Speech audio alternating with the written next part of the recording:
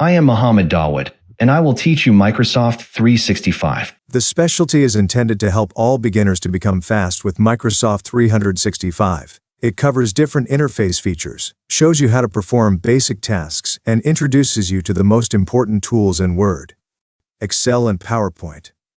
The program helps to learn the apps and services that Microsoft 365 subscriptions include. You can improve your word processing, spreadsheet, and presentation skills, and take your productivity to the next level. For example, you use Word to create professional resumes, analyze data, produce reports in Excel, and produce PowerPoint presentations on interest topics. Also, advance your subject matter expertise. Features of Office 365 will help you work smarter and more collaboratively. Microsoft Word for smarter work.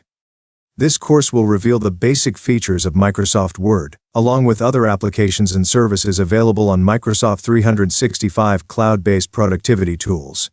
This course will help you start using basic Microsoft Word tasks, and at the end of the course, you will be able to complete a number of complex tasks using the application.